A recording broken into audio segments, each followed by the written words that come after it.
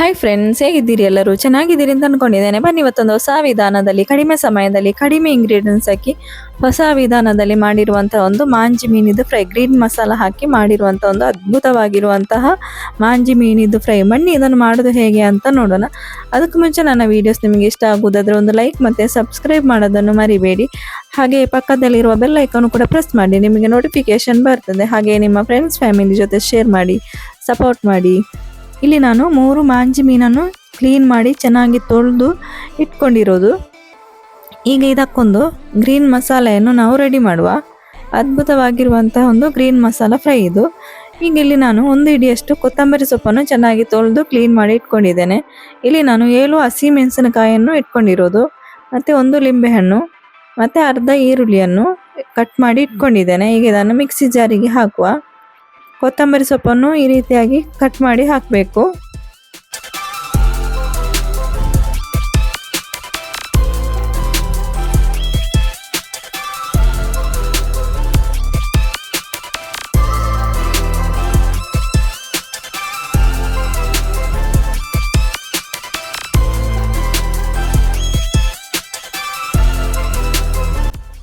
ಈಗ ಇದಕ್ಕೆ ನಾನು 1/4 ಟೀ ಸ್ಪೂನ್ ಅರಿಶಿನ ಹುಡಿ ಹಾಕ್ತಾ ಇದ್ದೇನೆ. 1 ಟೇಬಲ್ ಸ್ಪೂನ್ ಶುಂಠಿ ಮತ್ತು ಬೆಳ್ಳುಳ್ಳಿ ಪೇಸ್ಟ್ ಹಾಕ್ತಾ ಇರೋದು. 1/2 ಟೇಬಲ್ ಸ್ಪೂನ್ ಕಾರ್ನ್ ಫ್ಲೋರ್ ಹಾಕ್ತಾ ಇದ್ದೇನೆ. ಈಗ ಇದಕ್ಕೆ ರುಬ್ಲಿಕ್ಕೆ ಬೇಕಾಗಿರುವಷ್ಟು ನೀರು ಹಾಕಿ ಈಗ ಇದನ್ನು ಚೆನ್ನಾಗಿ ರುಬ್ಬಿ ತರ್ತೇನೆ. ನೋಡಿ, ಇದು ಚೆನ್ನಾಗಿ ರುಬ್ಬಿ ಆಗಿದೆ. ನೋಡಿ, ಈ ರೀತಿಯಾಗಿ ನೈಸಾಗಿ ರುಬ್ಬಿ ತಂದಿದ್ದೇನೆ. ಈಗ ಇದನ್ನು ಒಂದು ಬೌಲಿಗೆ ಹಾಕ್ತಾ ಇದ್ದೇನೆ. ಇಲ್ಲಿ ನಾವು ಮೀನಿಗೆ ಕಟ್ಸ್ ಹಾಕುವ. ಕಟ್ಸ್ ಹಾಕಿ ಈಗ ಮಸಾಲೆಯನ್ನು ಹಾಕಬೇಕು. ನೋಡಿ, ಈ ರೀತಿಯಾಗಿ ಹತ್ತಿರವಾಗಿ ಮೀನಿಗೆ ಕಟ್ಸ್ ಹಾಕಬೇಕು. ಆಗ ಮಸಾಲೆ ಎಲ್ಲ ಚೆನ್ನಾಗಿ ಎಳ್ಕೊಳ್ತದೆ ಮೀನಿಗೆ. ತುಂಬ ಅದ್ಭುತವಾಗಿ ಮಾಡಿರುವಂಥ ಒಂದು ಫಿಶ್ ಫ್ರೈ ಇದು. ತುಂಬ ಚೆನ್ನಾಗಿ ಬಂದಿದೆ. ರೆಸಿಪಿಯೊಮ್ಮೆ ಟ್ರೈ ಮಾಡಿ. ನೋಡಿ, ಕಟ್ಸ್ ಎಲ್ಲ ಹಾಕಿ ಆಯಿತು. ಈಗ ನಾವು ಮಸಾಲೆಯನ್ನು ಹಾಕುವ. ಕಟ್ಸಿನ ಒಳಗಡೆ ಎಲ್ಲ ಮಸಾಲೆಯನ್ನು ಹಾಕಬೇಕು.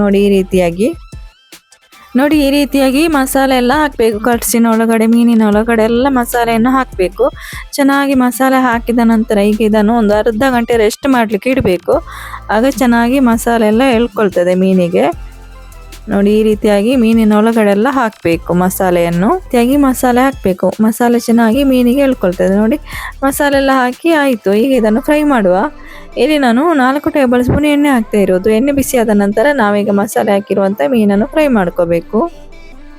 ನೋಡಿ, ಈ ರೀತಿಯಾಗಿ ಈಗ ಇದನ್ನು 5 ನಿಮಿಷ ಬೇಯಿಸ್ಕೋಬೇಕು ಮೀನನ್ನು.